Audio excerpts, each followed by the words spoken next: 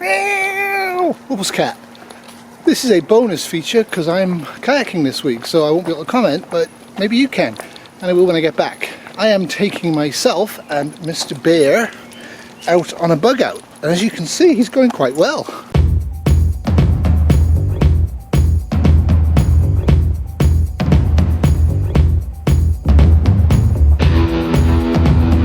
Well, it was never really going to last, but come on, Bubs, come on. Come on, old bubbly. Have you ever noticed how signs warning you about dogs and prohibited dogs and all that? Oh, we have a picture of a bull terrier. So in prepping, the two words that are the most controversial are bug out. This is not going to be a bug out bag video. It's going to be a loose collection of thoughts on the whole process of bugging out. There's two schools of thought: stay at home, don't bug out, always bug out immediately. And both of those schools of thought are actually incorrect, though they may be correct.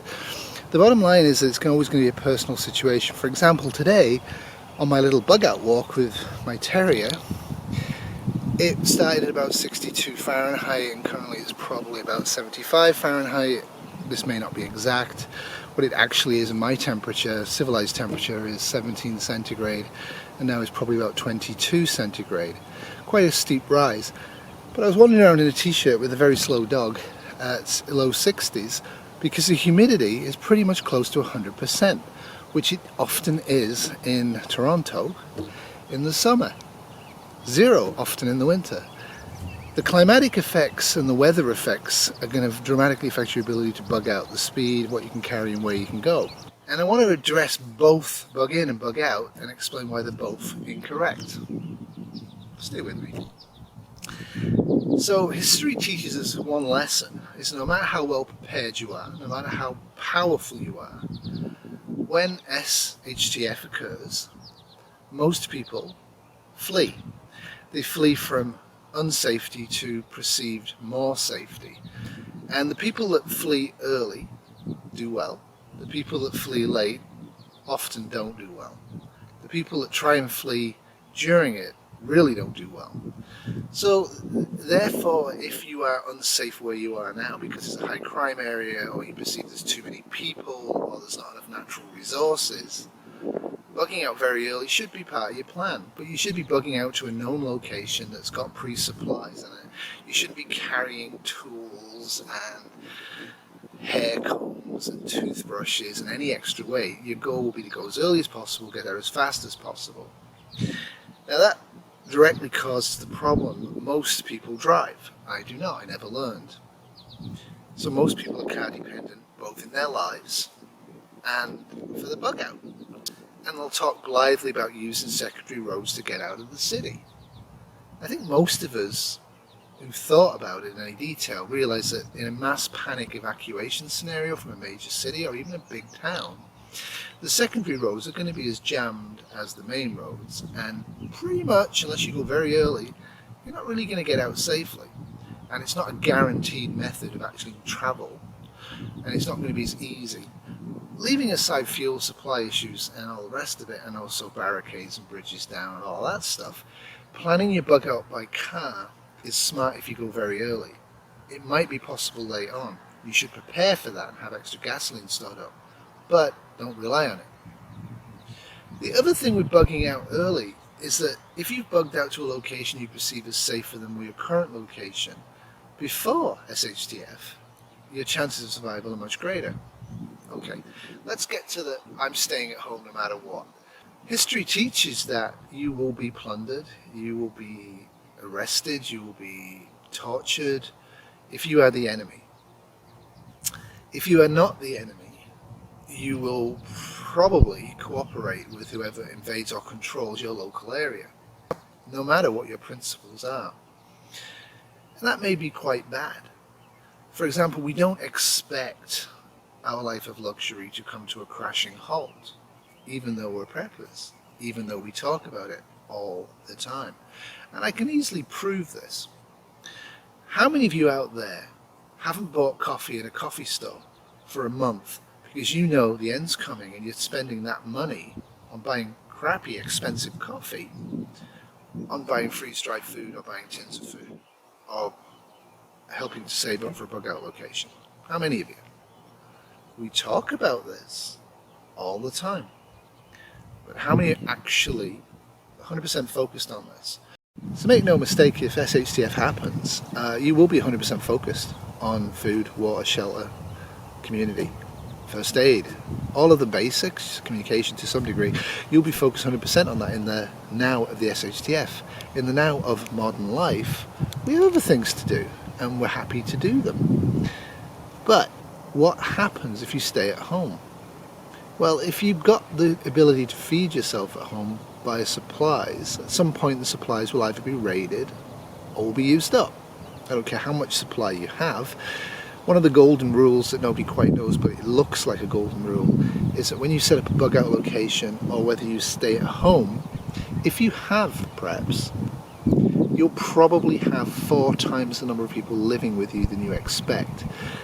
In Selko's book, he said that families that had 1 or 2 people in the house, on average, had 10 within a month or 2 of the shtf happening. Now, they were besieged, but I think that's a reasonable game plan. And how many of us can feed our family and 2 other people for over a year, let alone 10 other people for over a year? Now, he pointed out there's huge advantages to a big group in the house. Like, don't get me wrong on that. So it actually probably for him outweighed the ability to get food. But they were having food drops in Sarajevo from the United Nations and others. In a global shtf, that won't be happening. And I know people talk blithely about catching squirrels and raccoons and groundhogs and shooting deer out of the back of their garages like they're some sort of superhero. But that's not going to work. And we all know that's not going to work. However good a hunter you are, game is going to be very short in supply anywhere there's people with guns. And in North America, that's pretty much everywhere. So you need to be thinking about, if I'm staying at home, can I protect the home? What are the risks of being at home? The other thing people are underestimating is their ability to bug out. I know I can do 20 to 25 miles right now a day if I have to. I know I can keep going for about 7 to 10 days with the pack I have. I know I can do that. I know Kitty can do better than that. But honestly, my loved ones, not a chance. So if I can't take them by car, I have to leave them at home. I'm not prepared to do that if I've left. So I'm going to have to kill them. Right? Or I have to figure out who's going to stay in this unsafe place I'm fleeing from that's trustworthy enough to look after my dogs for a long period of time. And you can substitute the word dogs there for cats, snakes, children, old people, disabled people. Truth of it is, if you bug out, you're fleeing. And if you do it in a planned way early on, it's much less likely that you'll have to leave behind dogs and small children. But if you leave it late, pretty much guarantee you're going to have to. You may have 2 or 3 children and you may have to abandon the 3-year-old because you can't carry them anymore and you don't have any food and it's very unsafe. You literally might have to dump them. That's a pretty heavy thing for anybody that says, I'm definitely going to bug out, to say. So if you're definitely going to bug out as early as possible, preferably before shtf happens. Of course, at this point you're saying, I'm going to stay and I'm not going to do that to my child and I will die to defend them, or I will die to defend my home, blah, blah, blah. And that's utter garbage. When it comes to it, very few of us will commit suicide. If we can survive, we can rationalise that quite easily into doing the most appalling things, and we will. And make no mistake about that. However much you love somebody, you are not going to willingly execute yourself in the vague hope that they might make it. If it's 100% guaranteed, would I take a bullet so Kitty could live?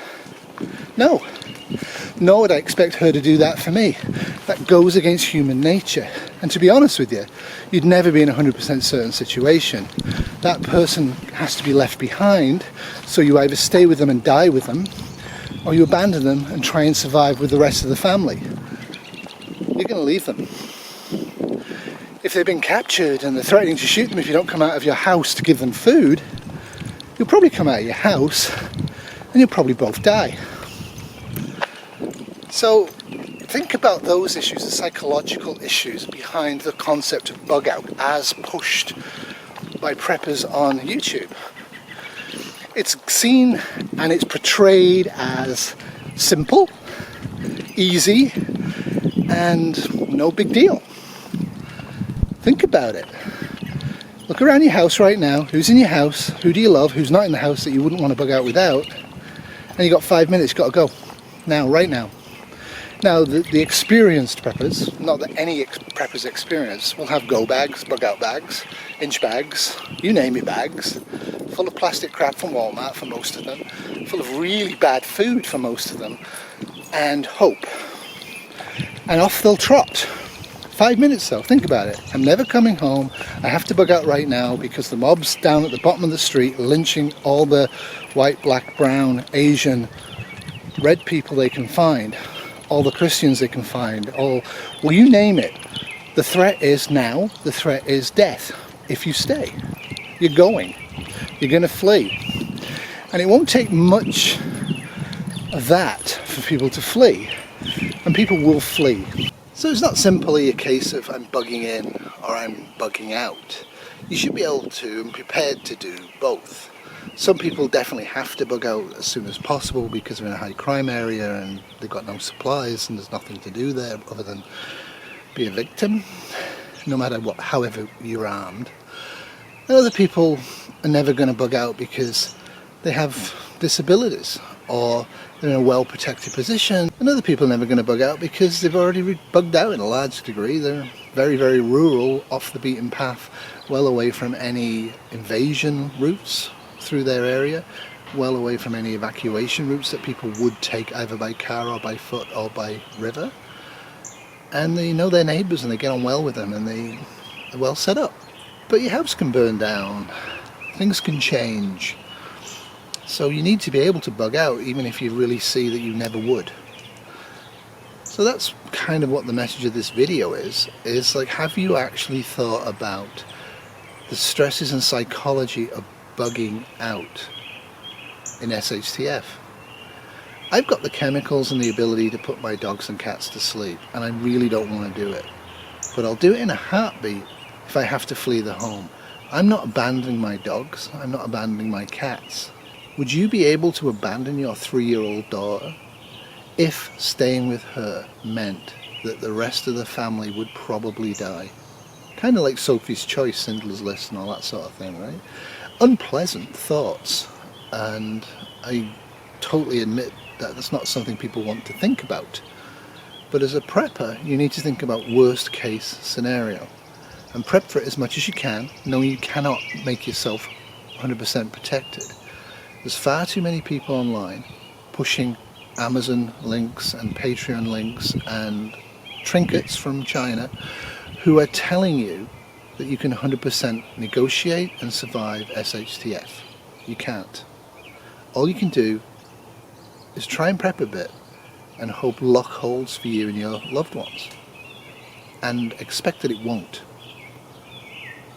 Not a comfortable message, this, and trust me, I'm not happy to deliver it, but I'm seeing far too much evidence from my subs who are good subs, smart people in the main, but they seem to have a very solid opinion, either the bug out or the bug in, or where they would go and how they would be. But the one thing they're not talking about is the abandonment of loved ones to do that, to achieve that in an shtf situation. Definitely, absolutely, look at history, look at diaspora of the Vietnam people, look at who left before the Americans invaded, look at people who tried to leave whilst the Americans were there, look at the people who left after Saigon fell. Look at what happened to those people and those families. Families were very much split up. So to all those people that are focusing on bug outs for shelter and fire starting and water purification, I say to you, stop that. They're simple. All around us in North America and Europe, there are homes, there are garages, there are open rural areas that are not used by the homeless, that you can shelter in. There's water widely available unless you live in a desert area, in which case you're going to have to bug out, no matter what you think, at some point. People just can't live in deserts without technology. Okay, I know some people out there read, are looking to do that, and you're putting a lot of time and effort and money into doing that, and I'm confident you'll manage it. But the vast majority of people who live around you and in your area have no chance of surviving shtf for more than a few weeks to a few months, maybe a year, in a desert. No chance. They'll never grow enough food, they'll never hunt enough food, and it will just be too tough. So they're going to have to bug out. And where are they going to go? Where are any of us going to go? People are very dependent on nationality right now online as well. Americans are bugging out to America, Canadians are bugging out to Canada, we bug out to what we know. The problem with that is in shtf, we're bugging out because what we know is not safe. So maybe all of where you are is unsafe, right? Maybe you'll have to bug out to Vietnam by boat, right? Sounds kind of funny, but think about it. People in Vietnam never expected to have to flee their homes in rusty boats and bob around the ocean for months, desperately trying to find somewhere to live. They never expected that. They weren't prepped for it. You should be. So the issues with the bug out isn't shelter en route, food and water en route. That should be pretty straightforward, right? Unless you're crazy, unless you've had to run without any preps, which most people will. But when you arrive at the bug out location, you should have it well stocked. Caches in the ground or people there already that's looking after stuff for you. You should have a plan about how you're going to feed yourself without stocks of rice and beans for years, because you don't know how long the shtf will be, right? It might not be 3 months of MREs and then you can go home and have your job again and go back to McDonald's. Chances are, if there's that dislocation happening in our society, the higher the technology, the much harder it is to recover. And that's something you need to think about. Depth, not just focus on which fire tinder I'm carrying in my bug out bag, or what my bug out bag should be made from, or how many rounds of ammunition I'm going to carry on my bug out. Psychologically, can you bug out? And the answer is, of course, yes. Psychologically and physically, you should be able to bug out from anywhere at any time and have a plan to go to 1 or 2 places that you can now be safe in, and know realistically how you're going to go from here to there with all of your loved ones and with all of your pets. But for goodness sake, be aware of the fact shtf can be very quick, very dramatic, and could easily be globally encompassing. You may well not be able to travel with all of your loved ones. Then what are you going to do? Are you going to stay and wait and then die with them? Or are you going to run off and leave them? There's no answer to this one. I hope you realise that. My answer is bug in and bug out. Keep as many options as you can get, be as flexible as you can be, but do not ignore the reality of the world we live in. We are born, we live, and we die. And all of those slick people online who don't have wind noise on their videos because they've got expensive microphones are going to tell you, buy their bug out roll, bug in, bug out, have this in your bug out pack, use this fire tinder, and everything will just be fine. And the vast majority of people that click on prepping videos, which is a tiny % of the people around you, they buy that psychology of safety. By subscribing to and being a fanboy and a fangirl of X-Prepper or Prepper Y, they're feeling safe in a very unsafe world. Things are getting kind of unsafe. As a real prepper, embrace the unsafety. Think about the hard issues. Subscribe to channels that tell you the truth. Don't subscribe to channels that make you feel special.